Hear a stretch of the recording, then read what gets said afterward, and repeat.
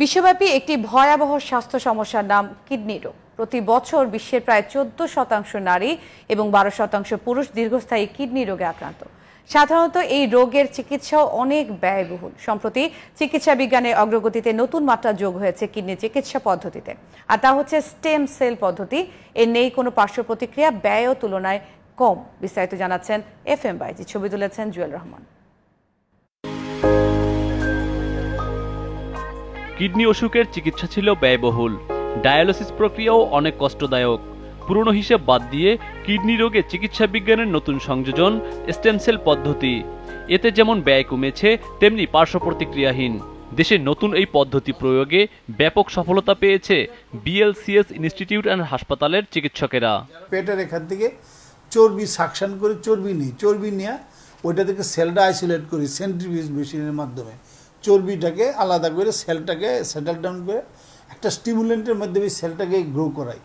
Number বাড়ানো, grow মানে number বাড়ানো, যেটা 10,000 5,000 ছিল ওটাকে 10,000 ইনক্রিজ করা। যত বেশি বাড়ায় দিব তত ভালো কাজ করবে।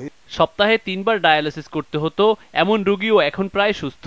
ট্রান্সপ্ল্যান্টের কথা যেহেতু আমার মাথায় চলে আসছিল, সবকিছু রেডিও ছিল, ওই মুহূর্তে আমি চেঞ্জ করে ফেললাম এবং এই ট্রিটমেন্টটা নেওয়ার পরে আমার অনেক ইমপ্রুভও হয়েছে আগের চাইতে। মায়ের এমন সুস্থতায় মেয়ে দারুণ খুশি।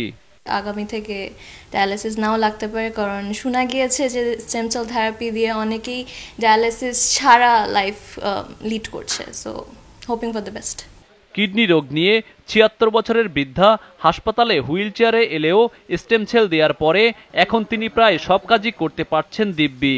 ডাক্তারখানায় আসলে হুইল চেয়ারে নিয়ে যাইতে হইতো, এখন তো আমি হুইল চেয়ার না, এমনি একা একাই হাঁটি, লাঠিও নেই না এখন। এমন চিকিৎসায় সুস্থ হয় খুশি স্বজনেরা। বাসায় যাওয়ার পর 1 মাসের মাথায় আমার আম্মা একেবারে সম্পূর্ণ ভালো। এখন নানু হাঁটা চলা করতে পারে, রান্না বান্না করে খাওয়ায়। আমার জন্মদিনে নানু বিরিয়ানি রান্না করেছিল, পায়েস রান্না করেছিল। কঠিন অসুখের সহজ চিকিৎসায় রোগীকে সুস্থ করতে পারায় আনন্দের কথা জানান চিকিৎসক দলের অন্যরা। কিডনি তো খারাপ আছে আর শ্বাসকষ্ট আছে, তারপর ওনারা কয়েকদিন পরে আমাকে 2 দিন পরে জানালেন যে আমরা আমার মায়ের স্টেম সেল দেব। তো তখন আমরা প্রসেস করলাম স্টেম সেল দেওয়ার। এই অবস্থার মধ্যেই স্টেম সেল দেওয়ার পরে এখন ওনার যে অবস্থাটা হলো, এই কিডনি ট্রান্সপ্লান্টের তুলনায় এই স্টেম সেলের খরচটা অনেক কম এবং এটা মধ্যবিত্তের নাগালের মধ্যেই। FM Baizid, GTV news, Dhaka.